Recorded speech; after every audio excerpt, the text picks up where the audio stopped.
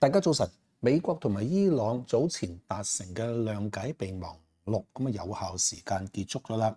美國表明唔會延長嘅，並且威脅咧會向阿曼，即係想同伊朗合作重開呢個霍爾木茲海峽嘅阿曼咧攻擊嘅。美國嘅晶片股就顯著下跌，美股就全面下跌啦。尋晚主要係市場憂慮美國嘅通脹升溫，見到中期同埋長期嘅美國國債孳息率咧都係升上近期嘅高水平，特別係30年期嘅債券啊。港股事前分析，今朝早講題係科指沽壓相對較大。科技指數陰陽燭日線圖上邊咧，我話佢嘅沽壓相對較大，大家頭先都睇到啦。真係事實上過去兩交易日咧，佢比舊經濟股同埋國企股咧沽壓係大啲嘅，而成交亦都係比佢哋嗰個大戶參與率即係個比率亦都係明顯啲嘅。即係有大戶沽家係仲係沽緊貨，但係咁，尋日掟落去4674之後係掉頭急升翻上嚟喎。咁有少少隨頭利好轉向嘅意味，但只係意味啫，因為咧嗰個陰燭嘅身軀都仲係幾長啊，同埋呢個低位咧唔夠低啊。如果再跌低啲，離開咗呢個範圍咧，可靠性就會大啲。點都好啦，又係梅花間竹啦，陽陽陰陰陽陰陽陰，今日係陽陰啦我哋睇攤路咁樣，即係翻攤啊。平均線整體分明晒，5天平均線跌穿咗20天平均線啦。好在20天平均線咧仲係未明顯下跌，如果係咧就真係麻煩啦。50天平均線會再受考驗唔出奇，跌一跌穿再升過嘅機會較大嘅。成交陰燭跌市係配合嘅，尋日增加咗 OBV 亦都係下跌。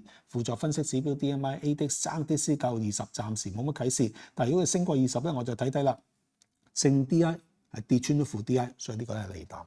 所以正 DI 尋日跌穿咗負 DI， 如果今日 ADX 顯著升咧，咁就真係不妙咁真係繼續跌落嘅機會大啲。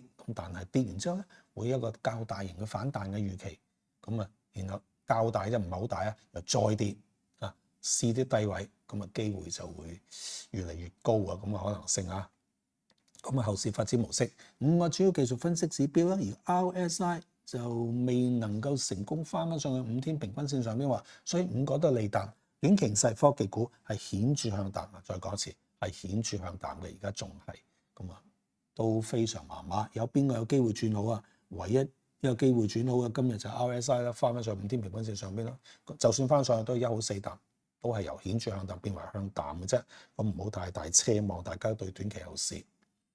接住落嚟，最後我哋睇下嗰個啲嘅阻力位、支持位啊。支持位梗係尋日低位啦，初步睇4674啦。阻力位梗係睇前日嘅高位啦，4818啦以及前跌浪底啊。前跌浪底呢個咧唔可以話阻力位，係一個嘅好淡分水嶺，因為尋日升過咗嘅。呢一個就8月7號低位4778，尋日曾經最高啦，都唔止尋日啦，都唔止尋日啦，前日都係啦，最高啊見過4818嘅。呢個位嘅意義都越嚟越失㗎啦，不過都畫埋俾大家睇。當然最大嘅阻力位就睇呢兩個啦，係8月11號高位4936同埋8月5號高位4849，暫時就到嘅機會就都幾細下啦。我再睇埋一啲嘅下降軌，我哋嘗試喺6月2號高位5203同呢個啦，同呢個嘅8月11號高位4936拉到下降軌度嚟，呢個咧亦都係一個比大嘅阻力嘅。呢個較大嘅阻力就麻麻啦。上升軌就你一定要睇咧，就可以咁嘅。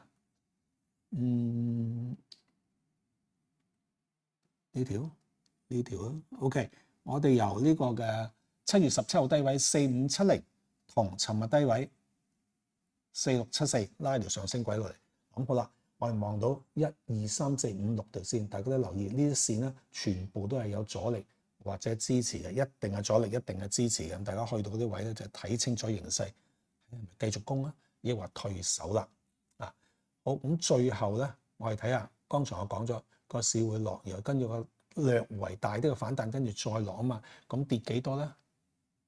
下邊目標呢一個升浪起點係6月26號低位4230，升到上去最高位咧係8月5號高位4949，最高位個落翻嚟0.382倍量度跌幅目標係4674，尋日最低位就係4674，所以彈翻上嚟正常嘅。下邊嗰兩個位就係睇咩咧？係0.5倍同0.618倍量度跌幅目標，分別係4589同埋4504。複多次4589、4504，就係個市繼續反覆下跌嘅淡友大戶進攻目標。大家各位好友啊，要小心啲啦。